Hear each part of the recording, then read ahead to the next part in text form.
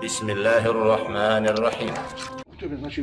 Znači, fadl tauhida u ovom oblasti koji govori, koji ću još navoditi nekoliko hadisa i nekoliko nasusa, to jest tekstova koji su došli svejedno ajeta ili hadisa, dakle, o fadlu tauhida, šta čini tauhid kada se prihvati čovjek zaista istinskog tauhida.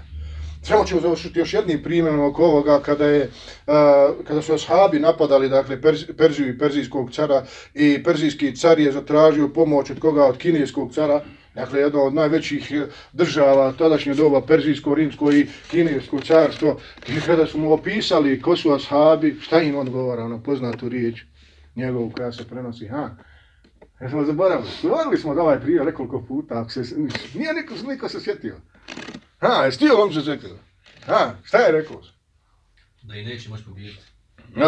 Ne samo to da i neće moći pobijediti. Kada bi se pred takve planine ispriječile, oni bi ih srušili. Čime? Nemaju ni sablje, ni oružja, ni ovo. Ovi su bili daleko naprednije tadašnje doba od ashaba. Daleko. Civilizacija, njihove građevine, kad vidite u to doba Medinu, kakva je imala civilizacija, to najbolje govori Omer u onom hadisu, kada je vidio poslanika sallallahu na Hasuli, to i njemu govori, kada je zaplakao Omer radijallahu anhu. Razumiješ? Perzijski car i rimski car u divi, kadifi, leži u istaju, imaju hadem, imaju hašem, sluge i oni koji obslužuje, a ti, Allahov poslaniče, u prašini ležiš. Samo poslanik sam jednostavno na to odgovara. Sad nisi zadovoljni da oni imaju dunjaluka, mi ahiret. A šta mi odgovorili? Ma daj nama i dunjaluka, daj nam ahiret. To je naš odgovor. A pogledajte, poslanik sam nije govorio jedno, a drugo radio. Legne u prašinu na hasuru, znači šta je hasura? Znate li šta je hasura? Znaš ti šta je hasura? Znaš. A si stavio hasuru, sva prašina ode opet gore.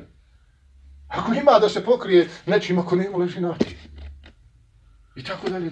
Nije sad tražio nešto bolje ili nešto. Dođi, kao što smo malo prije spomenuli, beduin iz Jemena, beduin iz okružnih dijelova Šama ili Bahreina i donese mu kakav ogrtač. To propuslo samo prihvati.